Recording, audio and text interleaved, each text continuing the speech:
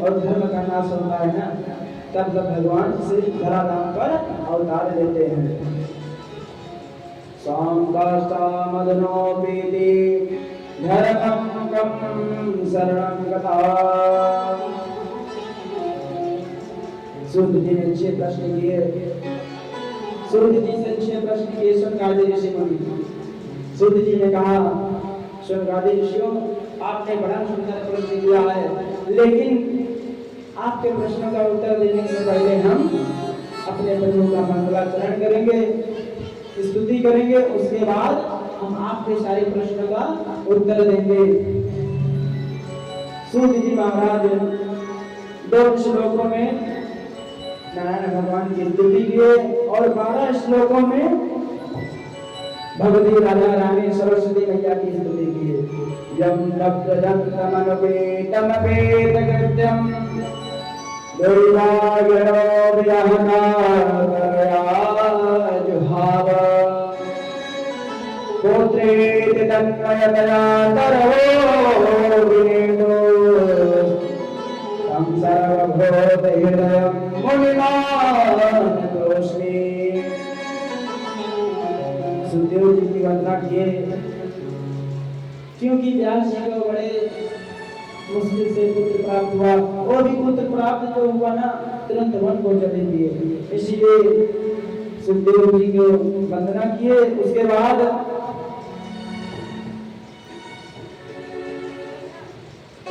सवै पुंसा परो धर्मो यतो भक्तिरदोक्षते।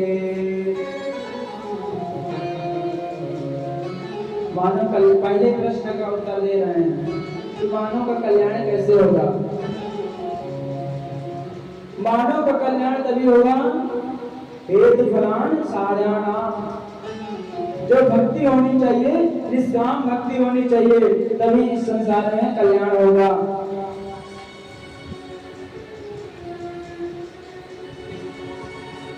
क्योंकि कामना रहित जो भक्ति है ना, असली भक्ति तो ही है कामना रहित। कामना से काम कर रहे हैं तो पूर्ण होगा ही, लेकिन प्रभु आपसे दूर रहेंगे। और जो निष्काम भक्ति रहेगी ना, वहां पर परमात्मा आपके हृदय में स्थापित हो जाएंगे।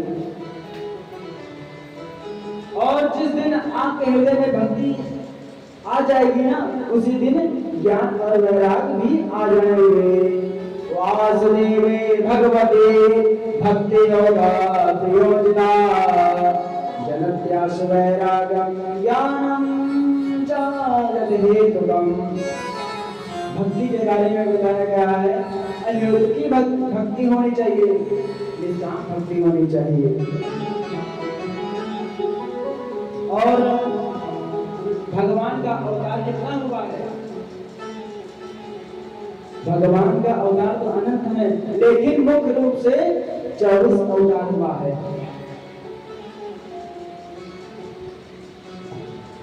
आपने देखा होगा जो एक गायत्री मंत्र है, इस गायत्री मंत्र को स्त्रियों को मना किया गया पढ़ने के लिए, लेकिन गायत्री मंत्र में कितने अक्षर होते हैं? 24 अक्षर ना। और भगवान का अवतार कितना हुआ? 24। तो जो स्त्रियां गायत्री मंत्र नहीं पढ़ती हैं, उन्हें 24 अवतारों का नाम लेना चाहिए। और जो स्त्री 24 अवतारों का नाम लेती हैं, वो गायत्री मंत्र का पूरा गुण उनको प्राप्त होता है। तो आप सबको चाहिए, माताओं, आप सब गायत्री नहीं पढ़ रही हैं तो आप 24 अवतारों का गायन करें। तो आइए हम सर्वप्रथम सभी लोग मिल करके 24 अवतारों का नाम लें। प्रथम शरण का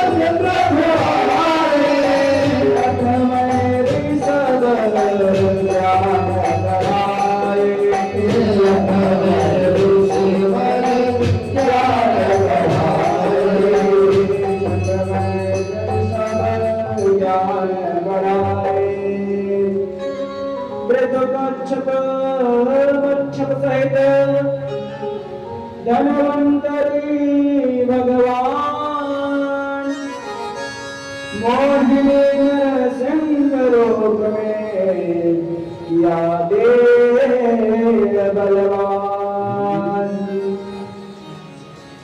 15वीं बार रावण प्रभु आए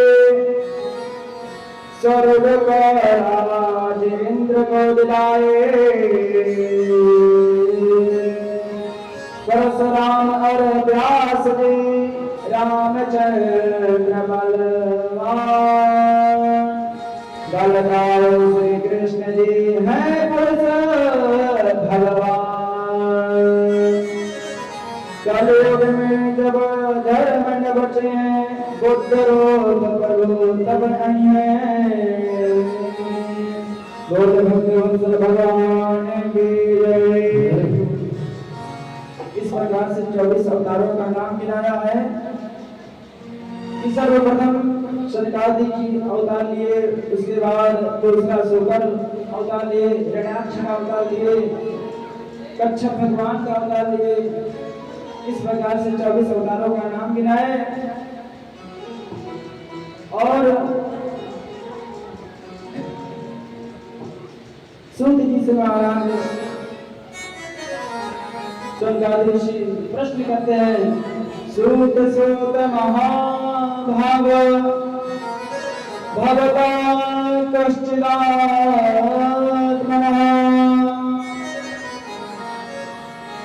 सूत सूत महाभाग वदना वदना वरा कथां भागवते पुरा यदा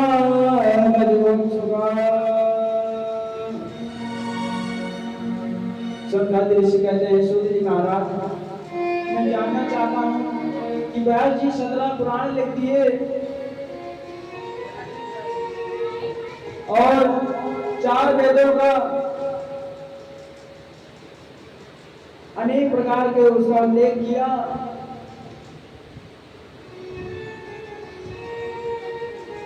और व्यास जी सुखदेव जी को कथा कैसे सुनाए।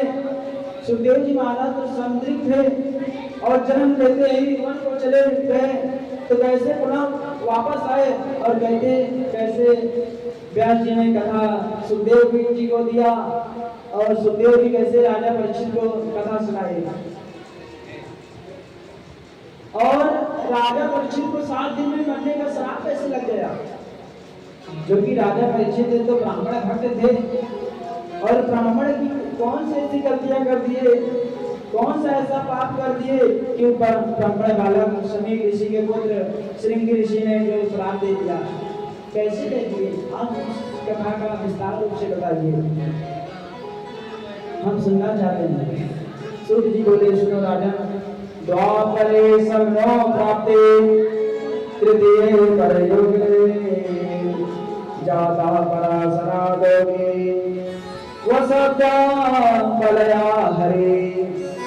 द्वापरे समनो प्राप्ते तृतीये परयुगे की सप्तमती के गर्भ से श्री पराशर जी के पुत्र हुआ पराशर जी। पराशर के पुत्र हुए इसलिए इनका नाम पराशर पड़ा और व्यवस्थित किए, वेद को इकट्ठा किए, इसलिए इनका नाम पड़ गया वेदव्यास जी। और यमुना जी के कृष्ण देव में इनका जन्म हुआ, इसलिए इनका नाम पड़ गया कृष्णद्वैपायन। आज व्यास जी संध्या बेला में संध्या इत्यादि किए और यमुना जी के किनारे बैठकर भगवान का स्मरण कर रहे थे। इतने में इस संसार उनके मन में ना आ रहा था, बार बार चिंतित हो रहे हैं कि क्या हो रहा है मेरे साथ, ये मुझे क्या हो रहा है। हमने मनुष्य के कल्याणार्थ के लिए 17 पुराण लिखे, वेदों को लिखा, यहाँ तक कि स्त्री शोध तेजो बंधुनाम त्रयेण श्रुते गोचरा, यहाँ तक कि स्त्रियों को वेदों को पढ़ने के लिए मना भी किया है। तब भी मेरे साथ ऐसा होता है, मेरा मन खिन्न है। यमुना जी के किनारे बैठे बैठे सोच ही रहे थे, इतने में नारद जी का आगमन हुआ।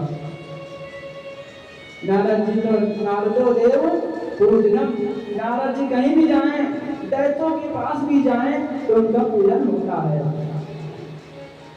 कहीं भी कहीं लोग में जाएं, उनका हर जगह पूजा होता है।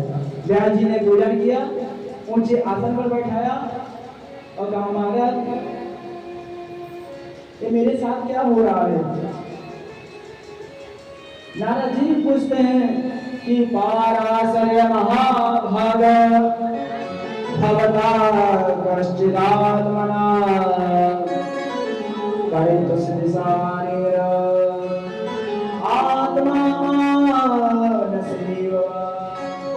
नारद जी कहते हैं महाराज आप खिन्न मन से बैठे हुए हैं, क्या कारण है आपका।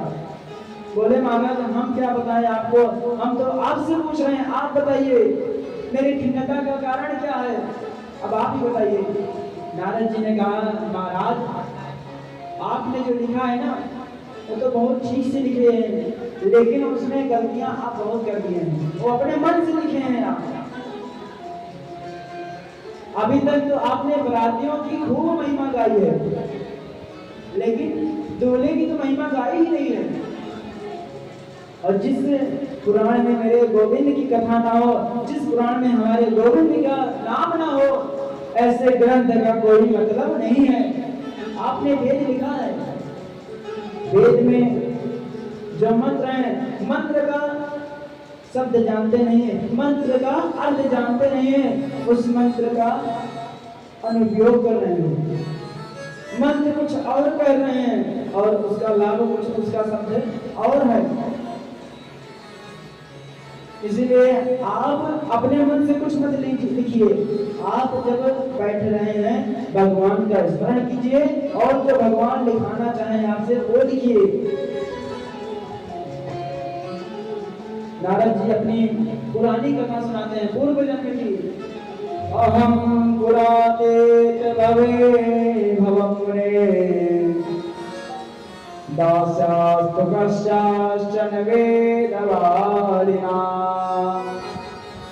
निरूपितो बालकेव योगिना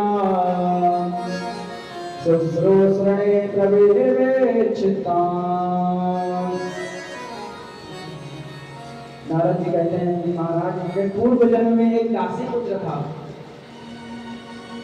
मेरी माता का नाम था कलावती और मेरे पिताजी का नाम था दुर्मिल।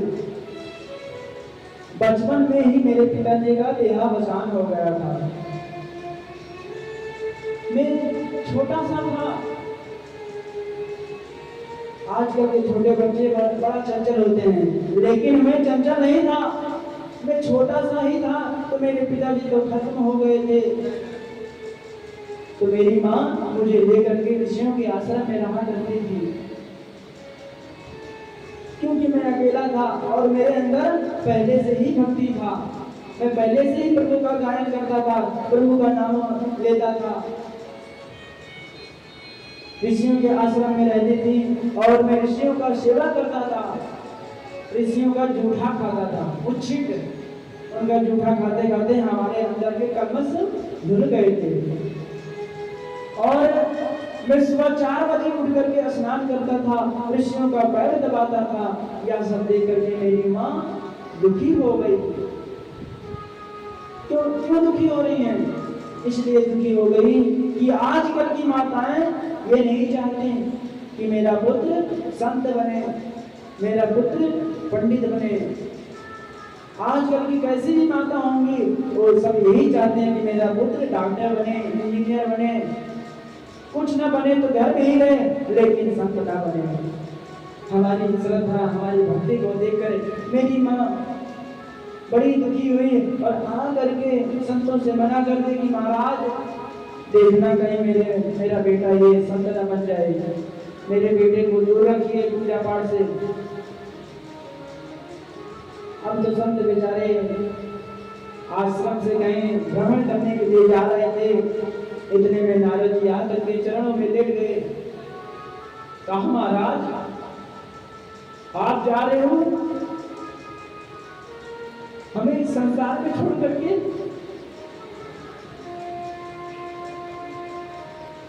हम इस संसार में नहीं रहेंगे, क्योंकि यहाँ रहेंगे तो इस संसार में हम फंस जाएंगे। और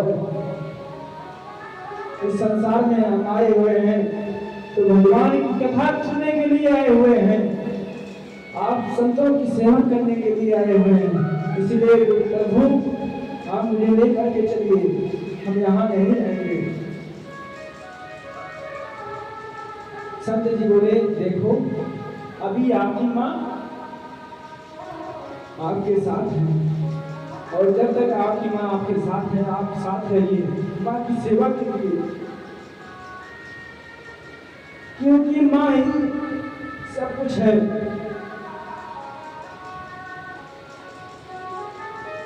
माँ के चरणों को पकड़ करके माँ की सेवा कीजिए और श्रद्धा भक्ति के साथ माँ की सेवा करोगे तो कहीं आने जाने की आवश्यकता नहीं पड़ेगी। आपने देखा होगा जब आप छोटे से थे, बच्चे थे, तो आपसे गलतियां होती थी, आप दूध गिरा देते थे, तो उस दूध को जब पिता जी देखते थे तो पिता डांटते हैं कि ये कौन गिरा दिया दूध को? गिरा किससे रहता है? बच्चे से ना। लेकिन माँ नहीं कहती बच्चे से गिरा हुआ है, माँ कहती है मुझसे गिर गया है।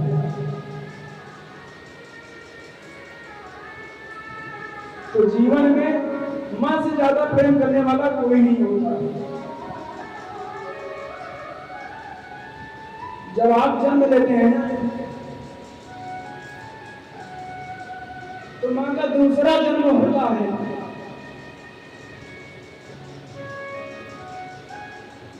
जिस माँ ने आपको 9 महीना 9 दिन पाला, उस माँ की आप सेवा ना करके आज ऐसी स्थिति हो गई है कि माँ की सेवा न करके दूसरे के पीछे भागते हैं।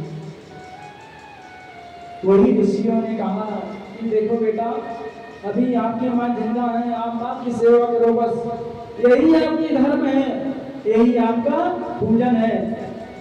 जब आपकी माँ नहीं रहेंगी तब आकर के जंगल में तपस्या करना, तब भगवान की भक्ति करना। इसीलिए कहते हैं इस धरती पर 3 ही भगवान हैं, माता पिता और गुरु। आप कहीं भी दर्शन करने चले जाएं और माँ की सेवा नहीं कर रहे हो तो आपका दर्शन सब व्यर्थ है। हम तो यही कहेंगे कहीं आने जाने की आवश्यकता नहीं है। आपके घर में माता पिता गुरु हैं, इन्हीं की सेवा करो, इन्हीं की पूजा करो।